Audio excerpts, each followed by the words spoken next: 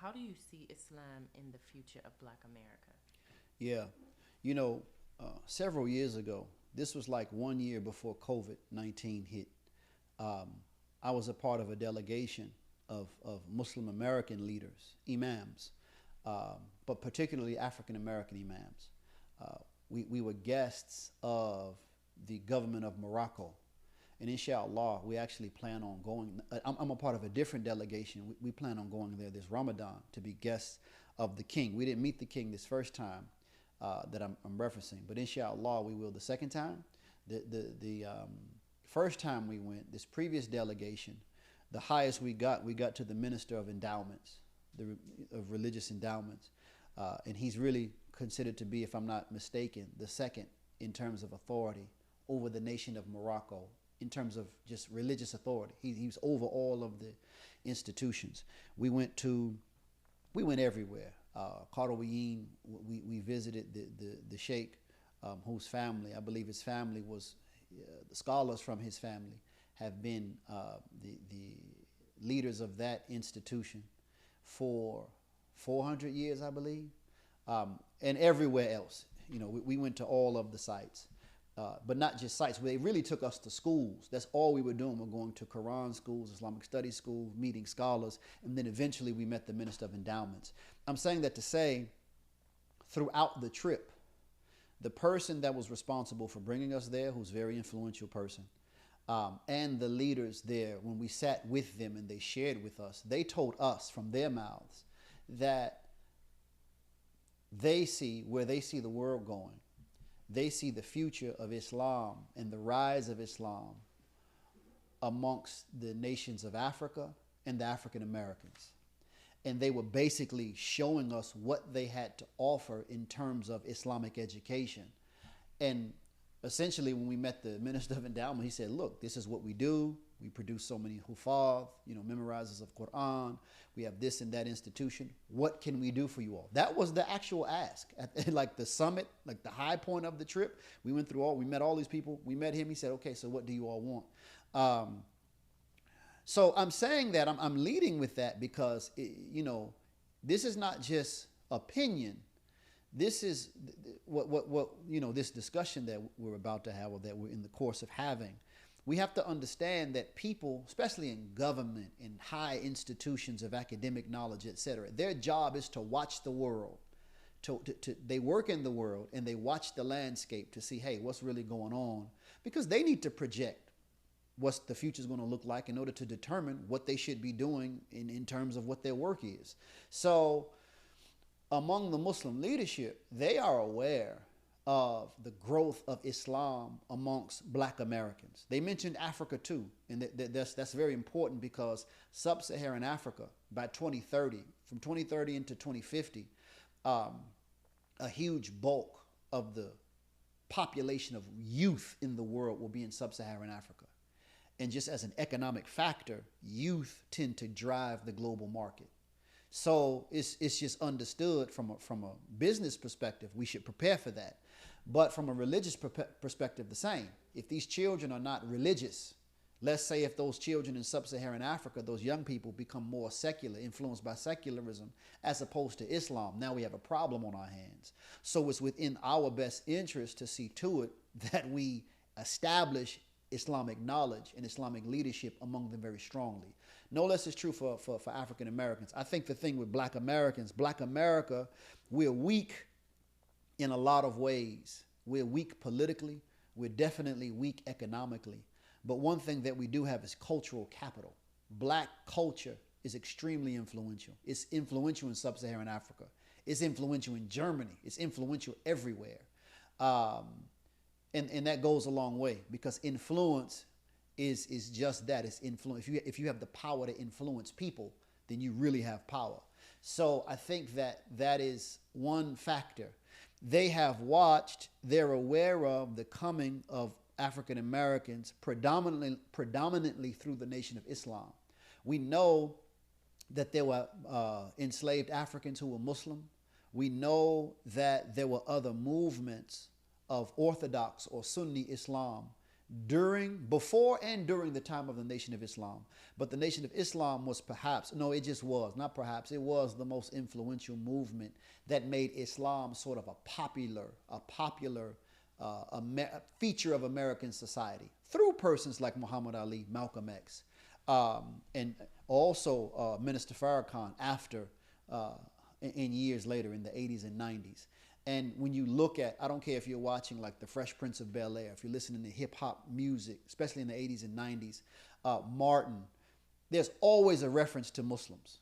You know, in the average black family, there probably is no black family without a Muslim in it.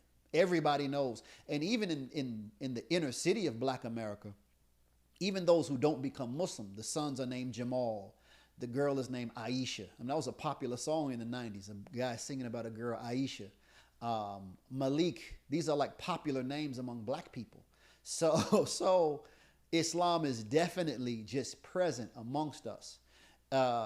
In our masjid, for example, we get new shahadas every week. I think last week, week before last, we had like seven new shahadas. And everywhere I look and everywhere I go in these various masajid in black America, they're coming in. People are taking shahada. Now, the issue becomes, what will it look like? What will it really look like? And I think that that's the thing that these leaders in Morocco were trying to address. And I think that this is something that I hear in the conversations that are occurring amongst African-American leaders. Because Islam is not, it's among a people, it can be among a people, but it's not really recognized as being established among a people, rooted among a people, until those people begin to produce scholars and thinkers, minds who are thoroughly grounded in the knowledge of Islam. And I think that right now, that's probably the biggest need for black America, or Muslims who are black, Muslims who are African American. That's one of the main needs. We need, I'm not speaking about one or two persons. I'm saying like in the average city. Atlanta's a city. Chicago is a city. Philadelphia, New York City, DC. These are cities. These are huge populations that require more than just sort of like a national figure who we listen to on YouTube. We actually need pillars of our individual society who are grounded in the sciences of Islam and who can serve sort of as guides. And the scholars have always not only been guides, but they've been guardians, protecting the community from influences that are not Islamic. So keeping un-Islamic influences at bay, un-Islamic thinking, un-Islamic ideas, etc. And we definitely need that in America, because we have some pockets of Islam in black America where they still think it's okay to sell drugs. It's like we live in a society amongst the kuffar, and when you're battling the kuffar, you can break the rules. You don't have to follow the rules. Let's sell drugs. Like, this is a real thing that those of us in black America, we're aware of. There's a lot of poverty still. There's a lot of the same pathologies that influence and bring down blacks in general are still with a lot of, not all, but they're with a lot of African-American Muslims. So I think that what we need, that's one of the main needs, are men and women of knowledge. Knowledge, spirituality too. Because for us, knowledge is not just what's in the intellect, it's what's in the limbs, like how we behave, it's what's in the heart. And we actually need models. We just don't have models, role models in black America. We're getting more and more of them now. But one of the things we've always lacked is a plethora of models that we can look at and say, hey, I want to be like that. The only models we had were athletes and rappers. And you know, drug dealers and things like that. So I think the more scholarship and the more spirituality becomes strong in these various cities, we'll be stronger. The other thing I would say, though, is that the future of Islam in America, amongst black America, will really be influenced by or affected by the ability of these thinkers and scholarly persons, men and women, to think freely and really register what the unique set of needs are amongst black people. I think that even when you go back to the Nation of Islam, this is what made the Nation of Islam so effective. The theology wasn't the theology of Islam proper. It wasn't Orthodox Sunni Islam theology. And they weren't really even teaching Quran, they were teaching from the Bible. However, when it came to the practical needs of black people, they addressed them very effectively. The need for us to have our own systems of education, the need for us to have a diet. You know, we were eating a slave diet, you know, pig feet and whatever else, you know, greasy pig feet and chitlins. That's what slave food. They gave us the scraps and we tried to do best with what we had, but it destroyed our health. So here comes the Nation of Islam, Elijah Muhammad, how to eat to live, 1 meal a day, etc. And this had an impact on black people. Being proud of our black skin, our black features. We all know, even when I was a child, and we talked about this before, even when I was a child, to call someone black was an insult. You so black. They don't joke, you so white, or you so Asian, or yellow, or whatever. That's a thing that's on us, our nappy hair, or your nose is big. So self-hate. So the psychology that has been implanted in us coming out of this history of slavery, Jim Crow, etc., is still here. And then also the pathologies that have developed amongst us because of that same history. So the history of abuse, like the way we whip our children, is reflective of the way we were whipped. Even how black people, like you know, there's this sort of thing in black America where we're kind of constrained, like, and they've done studies on this. You know, you go to the store with your mother as a black child and she's like, don't touch nothing, don't ask for nothing, just shut up. And well, when you see the white child, he's flipping all over the place, asking his mother for everything. Well, that's a psychology. We don't think about it like that. But that white child, the people who studied this, that white child, in his mind, the world is his and it's for him.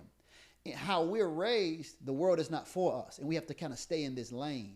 So I think that Muslim American, blacks who are Muslim American, they have to also research the religion and dig into the knowledge sources of the religion to address these needs, which are primarily psychological.